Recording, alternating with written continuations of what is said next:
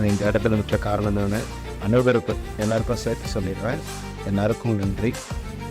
இந்த ப்ராஜெக்ட் இது வந்து டைட்டில் அனௌன்ஸ்மெண்ட்டு இது சிம்பிளாக நடக்கக்கூடாது, நல்ல பிரம்மாண்டமாக இருக்கணும், அது கான்செப்டில் இருக்கணும் அப்படின்னு தான் எனக்கு ஃபஸ்ட்டு கொடுத்த ஒரு ஒரு ஆர்டர்னு சொல்லலாம், கமாண்டுன்னு சொல்லலாம், ஒரு அன்பான வேண்டுகோள்னு சொல்லலாம்.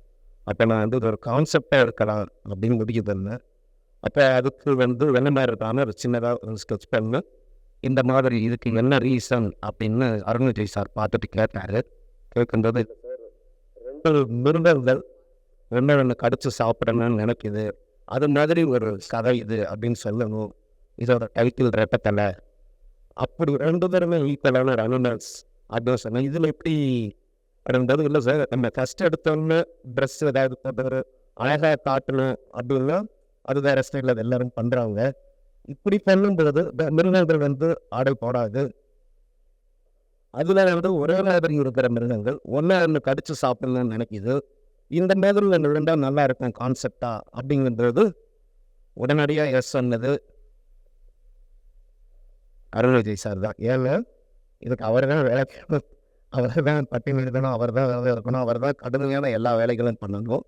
அப்புறம் இது இல்லாமல் நான் வந்து அவருக்கு தெரியாது, சரி சார் வந்து எப்படி பண்ணுறாருன்னு தெரியாதுன்னு மனோஜ் சார்கிட்ட சொல்லி, சார் இன்னும் 2 கான்செப்ட் இருக்குது, இந்த மாதிரி இருக்குது ஆல்ட்ரா, இதுவும் சேர்ந்து ட்ரை பண்ணலாமா அப்படின்னு. இதெல்லாம் நீங்கள் பண்ணுங்க, பட் அதுதான் வேணும் அப்படின்னு அதில் உறுதியாக இருந்த மனோஜ் சார்.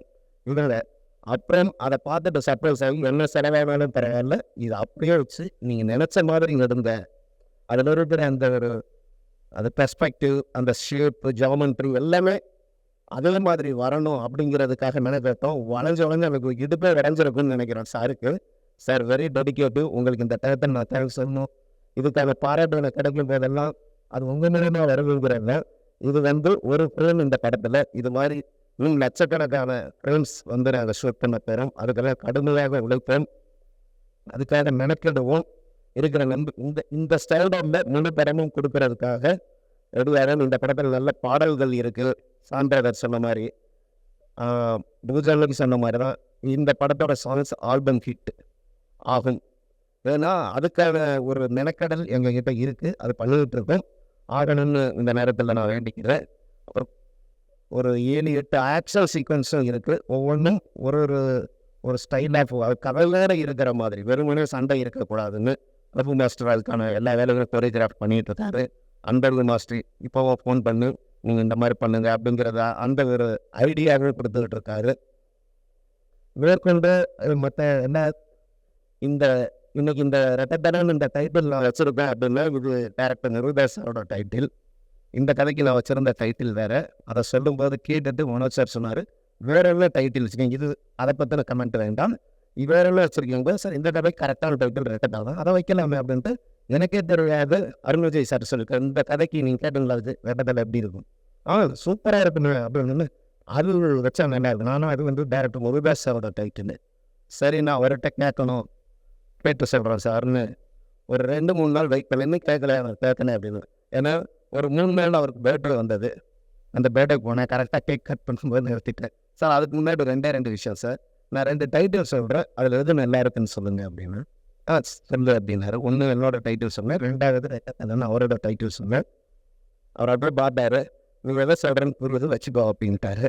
அப்புறம் தான் கேக் கட் பண்ணி நான் எடுத்து அவர் வாயில் ஊட்டிட்டு தேங்க்யூ சார் அப்படின்னு சொல்லிட்டு இருந்தேன். வந்தாலும் அது எதாவது கேட்டால், ஆனால் அது சாரோட டைட்டில்னா இல்லை எடுத்துக்கிட்டு வே அப்படின்னா கேட்டு வாங்கிட்டு வெள்ளாசி எழுதி கொடுத்துட்டாரா அப்படின்னு.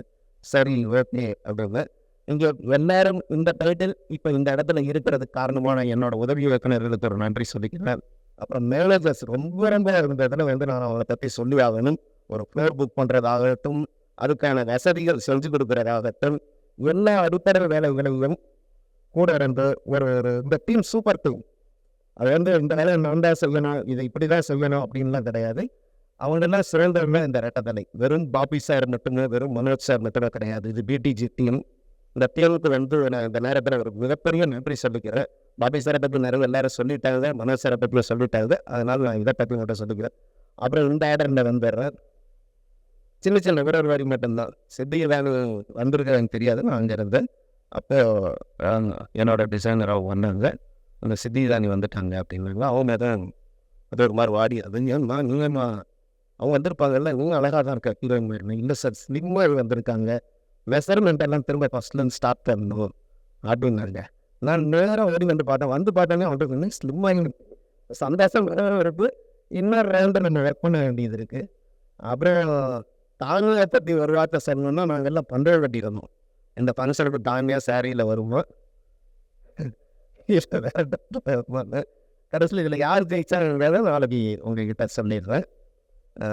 தம்பி பாலாஜி, அந்த தம்பி அவரோட பிசிக்கை பார்க்கும்போது தெரியல எப்படி ஹார்ட் ஒர்க் பண்ணியிருக்காங்க. நன்றி.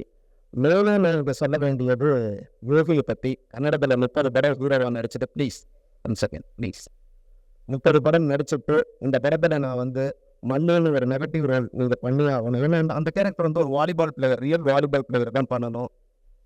அது நம்ம தமிழ் இண்டஸ்ட்ரிக்கு கிடைச்சிருக்க மிகப்பெரிய ஒரு அற்புதமான ஆர்டிஸ்ட். அதனால் வந்திருக்காரு. அருண் விஜய் சார் ஹாப்பி ஆகிட்டாரு. சார் நிறைய போயிட்டு இருக்காரு. சூப்பர், அவ்வளோதான் கதவே ஈராஜ் சார் அப்படின்னு. Arun Vijay sir okay super அப்படின்ட்டாரு. அருண் விஜய் சார் மேலே எல்லாருமே எனக்கு நம்பிக்கை வச்சிருக்கிறது போது எனக்கு இன்னும் பொறுப்புகள் அதிகமாகுது. என்னன்னா நம்ம பார்த்து அது படங்களை பார்த்து எனக்கு பெருமையாக இருந்தது. இப்போ இன்னும் பயமாக இருக்கும். ஒரு படமே மிரட்டு விட்டாரு, இன்னும் நல்லா தீவு பேடணும் அப்படின்னு தோணுது. என்னோட கேமராமேன் நம்ம என்ன சொன்னாலும் பேசுகிற ஒரு அழகான தம்பி கல்பெட் வேணுது. வந்திருக்கிற அஜய்க்கு நன்றி. எடிட்டர் சார்கிட்ட ஒரே ஒரு ஆக்டர் கேட்டிருக்கேன். சார் இந்த படம் எடுக்கிறவருக்கு தான் என்னோட படம் ஒரு 2 கிட்ட கொடுத்துறேன். நீங்களாச்சு ஆடியன்ஸ் ஆச்சு என்ன வேணாலும் பண்ணலாம், நீங்கள் பண்ணுறது தான் அப்படின்னு மட்டும் சொல்லியிருக்கேன். சரவன் இருக்காரு. இந்த விழாவுக்கு வந்திருக்கிற என்னோட நண்பர்கள் வேலு சார், பார்த்துப்பேன் எல்லாருக்கும் நான் நன்றி சொல்லுகிறேன். என்னோட அஸ்டண்டாக இருக்கிற எல்லாருக்கும் நன்றி சொல்லி ஏதாவது விட்டுருந்தேன் நினைச்சிருங்க. பாபி சாரை பற்றி இந்த மேடல் நான் சொல்ல அடுத்து வரும் மேடலில் சொல்கிறேன். மனோஜ் சாரை பற்றி சொல்கிறேன். என்னை பற்றி நல்ல விஷயம் நம்பிக்கை வச்சுருக்காங்க. அவங்களுக்காக நான் வந்து இந்த படத்தில் இன்னும் கடுமையாக உழைப்பு எனக்கு நல்ல டீம் நினைச்சிருக்கு. அந்த நம்பிக்கையோட தான் சொல்கிறேன். அருண் விஜய் சார், வெந்த தேங்க்ஸ் சார், தேங்க்யூ சார்.